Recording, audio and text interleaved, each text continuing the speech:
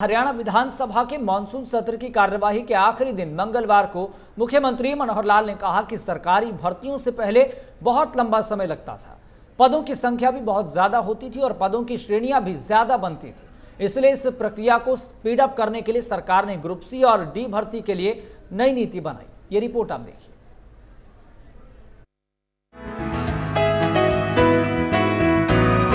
मुख्यमंत्री मनोहर लाल ने हरियाणा विधानसभा के मानसून सत्र में प्रश्नकाल के दौरान एक सवाल का जवाब देते हुए कहा कि सरकारी भर्तियों में पहले बहुत लंबा समय लगता था, पदों की संख्या बहुत ज्यादा होती थी और पदों की श्रेणियां भी ज्यादा बनती थी। इसलिए इस प्रक्रिया को स्पीड अप करने के लिए सरकार ने ग्रुप सी और डी भर्ती के लिए नई नीति बनाई। उन्होंने जानकारी देते हुए बताया कि नई नीति के तहत ग्रुप डी पदों का एक कैडर बनाया और परीक्षा ली जाएगी।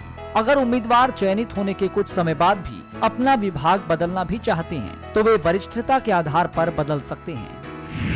गवर्नमेंट की सर्विसेज यानी सिलेक्शंस, ये सिलेक्शन बहुत लंबा समय लेती रही है। आज से नहीं, पिछले कई वर्षों से पोस्टें सैंक्शन होती हैं भर्ती के लिए, फिर रिक्वेशन या तो लेट जाती है, रिक्वेशन जाती है तो वहां का प्रोसेस इतना लंबा है, फिर नंबर ऑफ पोस्ट इतनी ज्यादा है।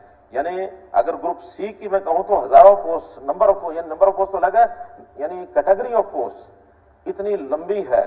तो प्रावधान अगर ये रखा जाए कि हर कैटेगरी के लिए अलग से एग्जाम होगा, चाहे 10 पोस्ट है तब भी लाखों लोगों ने अप्लाई करना है, और चाहे 500 है तब भी करेंगे, 5000 है तब भी लाखों करेंगे।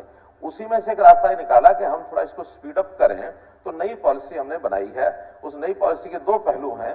पहला पहलू यह है कि ग्रुप डी जैसे हमने किया है कि पूरी ग्रुप डी की अलग अलग पोस्टें, उनका एक कैडर बना दिया जाए, और एक कैडर बनाने के बाद फिर ग्रुप डी में मान लो कोई एक डिपार्टमेंट में जाता है, दूसरे में जाता है, मानो पीएन है तो पीएन यहां भी वही काम करेगा, वहां भी वही करेगा। और हम उसको सुविधा ये भी दे रहे हैं कि अगर एक समय के बाद वो अपने डिपार्टमेंट को बदलना भी चाहे, क्योंकि एक ही कैडर जब बन गया है तो उसने काम यहां भी करना वहां भी करना, अपने चॉइस से भी जा सकता है। सीनियरिटी के हिसाब से जैसे हम ट्रांसफर करते हैं वैसे सीनियरिटी के हिसाब से उसके डिपार्टमेंट भी बदले जा सकते हैं।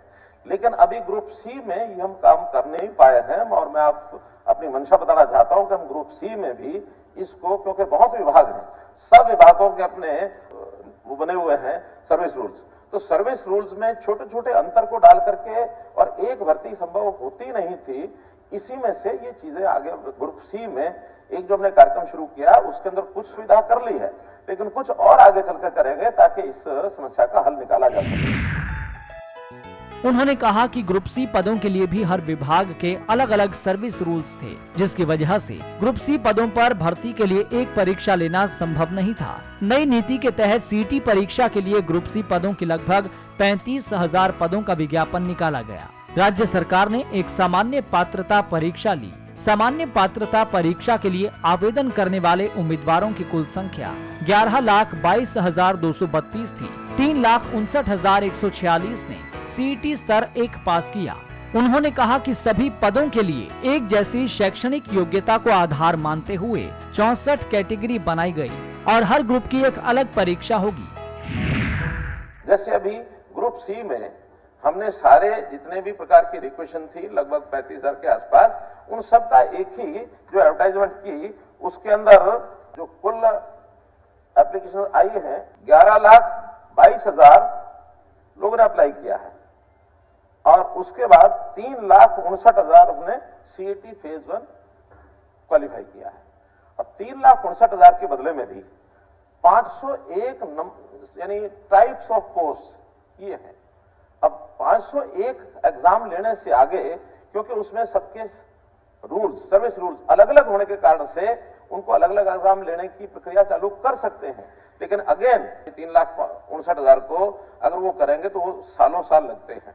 फिर उसके ये आया कि समान क्वालिफिकेशन होने के नाते जो जो ग्रुपिंग की जा सकती है उनका ग्रुप बनाया जाए। तो जैसे आपने ठीक कहा कि ये 64 ग्रुप ऐसे बने हैं, और इन ग्रुप्स के एक ग्रुप का एक बार एग्जाम, आपने तो ये कहा कि 64 ग्रुप का इकट्ठा एग्जाम लिया जा रहा है, इकट्ठा नहीं लिया जा रहा, 64 एग्जाम होंगे एक एक ग्रुप के नाते जिनकी क्वालिफिकेशन सेम है। मानो किसी की डिप्लोमा इंजीनियर है तो डिप्लोमा इंजीनियर वो सब इकट्ठे होंगे सर्विस रूल के हिसाब से। उन्होंने कहा कि विभागों में पद कम या ज्यादा हैं, इसलिए पारदर्शी और योग्य उम्मीदवार का चयन करने के लिए सीईटी परीक्षा 1 पास करने वाले उम्मीदवारों में से 4 गुना उम्मीदवारों को बुलाया गया है। उन्होंने कहा कि ग्रुप 56 और 57 की अभी परीक्षा हुई है, जिसमें प्रश्नों के रिपीट होने का भी एक मामला सामने आया। वर्तमान में मामला न्यायालय में है।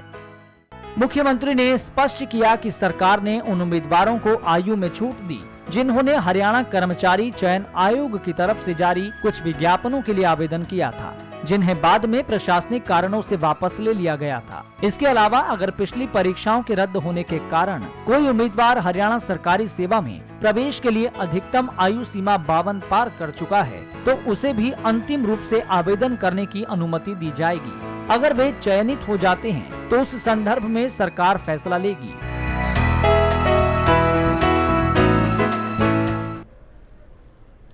वहीं हरियाणा विधानसभा के मॉनसून सत्र के दौरान सदन में कई मुद्दों पर चर्चा के साथ साथ सर्वश्रेष्ठ विधायकों को सम्मानित भी किया गया, जिनमें भारतीय जनता पार्टी के विधायक असीम गोयल, जेजेपी विधायक जोगीराम सिहाग और कांग्रेस विधायक अमित सिहाग का नाम शामिल था।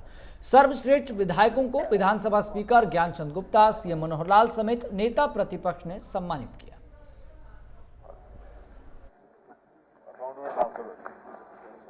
धन्यवाद, बहुत बहुत धन्यवाद।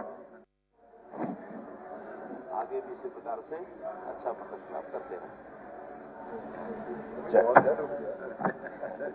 सर्टिफिकेट तो प्रथम मैंने बनाया ऐसे मीटिंग्स की अटेंडेंस है।